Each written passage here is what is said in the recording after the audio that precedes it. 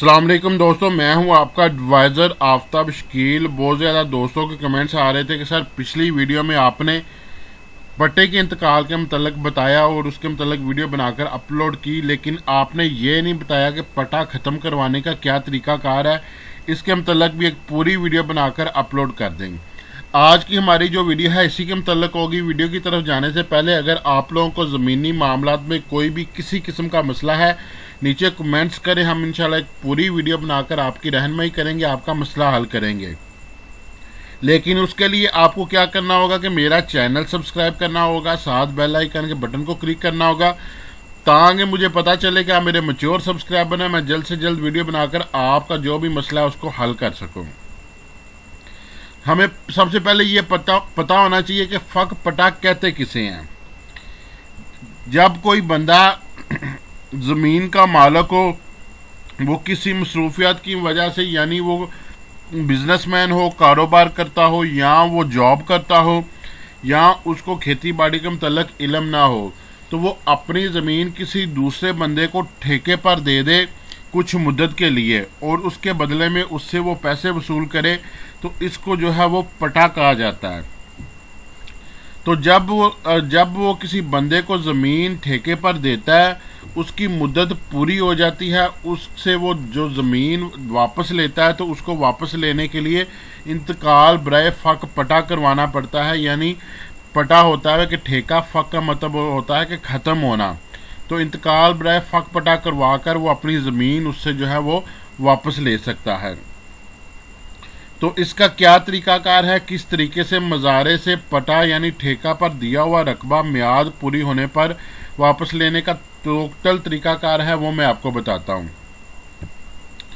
जब जो रकबा आपने पटा यानी ठेका पर दिया होता है, जब उसकी मुद्दत पूरी हो जाती है, तो फिर आप जो है जिस बंदे को आपने रकबा ठेके पर दिया था उसके पास आप जाते हैं, जाके कहते हैं कि आपको मैंने इतनी मुद्दत के लिए रकबा दिया था, उसकी मुद्दत अब ख़त्म हो चुकी है, हमारा मुआहदा ख़त्म हो चुका है, लिहाजा जो है वो अब आपको मुझे ज़मीन वापस करना होगी। वो आप आपस में अपना ज़बानी कलामी जो है वो मुआहदा कर लेते हैं। या अगर आपने उसके साथ किसी सादा पेपर पर कोई रिटर्न एग्रीमेंट किया था, या आपने स्टाम्प पेपर पर कोई रिटर्न एग्रीमेंट किया था, वो आप जाकर उसको दिखाते हैं कि आपने इतनी मुद्दत के लिए ज़मीन ली थी, ये मुद्दत का अरसा ख़त्म हो गया, उसका प्रूफ ये है, लिहाजा इसको ये ज़मीन जो है आप मुझे वापस करेंगे और महकमा माल में इसका इंतकाल बराए फ़क पटा करवा कर आप ज़मीन वापस मेरे नाम पर लगवाएंगे।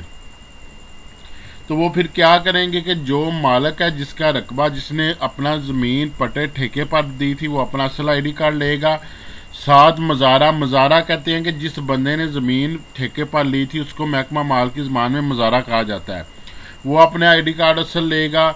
गांव के पत्तीदार, यानी गांव का पत्तीदार वो होता है कि जिस गांव में वो रकबा आ रहा है, उस गांव के अंदर कोई भी रकबे का मालिक हो, उसको गांव का पत्तीदार कहा जाता है, हिस्सेदार भी कहा जाता है।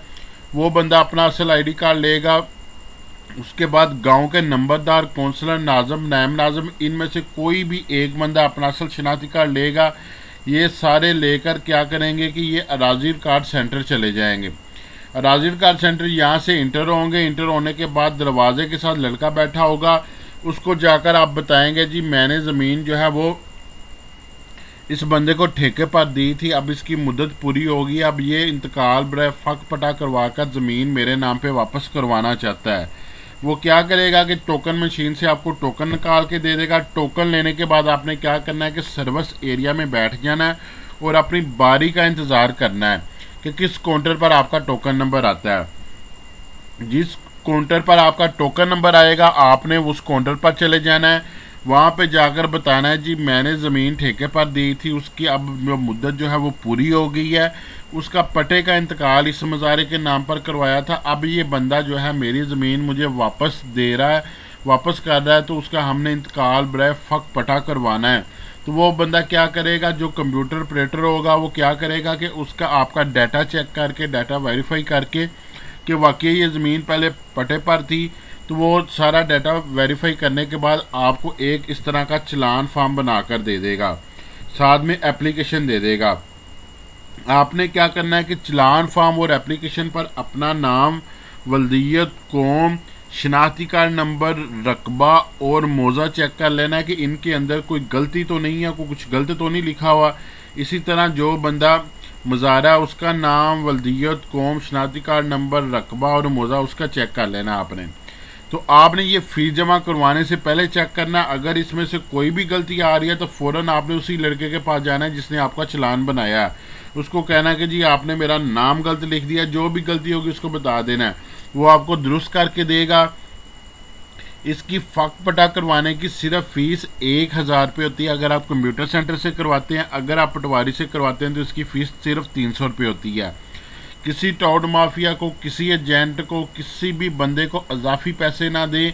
लोग इसमें फ्रॉड किस तरह से करते हैं जी, आपने जितने एकड़ जो है वो इसका फ़क पटा करवाना उतने 1000 रुपये फ़ीस लगेगी। ऐसा नहीं है, गवर्नमेंट की एक ही फ़ी है, वो 1000 रुपये फ़ी है और इस चलान पर भी ये फ़ी लिखी होती है। अपने हाथ से बैंक में चलान जमा करवाएंगे तो आपके साथ कभी भी फ्रॉड नहीं होगा।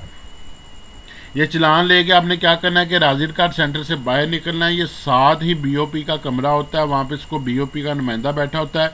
यहाँ पर आपने फ़ीस जमा करवानी है। फ़ीस जमा करवाने के बाद क्या करना है कि जो आपके साथ गवाह आए हैं उनके आईडी कार्ड और अपने आईडी कार्ड लेकर और ये चलान फॉर्म लेकर आपने स्कैनिंग वाले लड़के के पास चले जाना है। वो आपके तमाम डॉक्यूमेंट स्कैन करेगा। वो स्कैन करने के बाद वो आपको कहेगा कि इसको ADLR साहब के पास ले जाएं। ADLR साहब यानी एडिशनल डायरेक्टर लैंड रिकॉर्ड के पास आएंगे। वो आपके डॉक्यूमेंट को वेरीफाइड करेगा, उसकी वेरिफिकेशन करेगा। वेरिफिकेशन करने के बाद वो बयान लेगा उस बंदे से जो बंदे ने ज़मीन पटे पर यानी ठेके पर ली थी।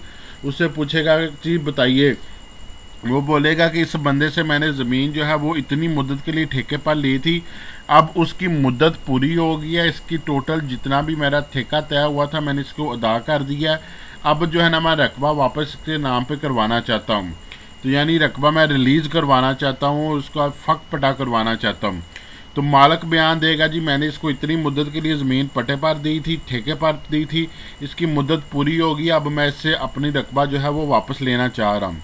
जो पत्तीदार होगा और जो काउंसलर होगा या नंबरदार होगा वो कहेंगे जी बिल्कुल इनका लेन देन हमारे सामने हुआ है, इनके तमाम मामला क्लियर हो गए, इनका इस बंदे का ठेका का जो मियाद है वो ख़त्म हो चुकी है, लिहाजा जो है ना इस बंदे की जो है ना फ़क पटा करके इस बंदे का रकबा जो है ना इसको वापस मुंतकिल किया जाए।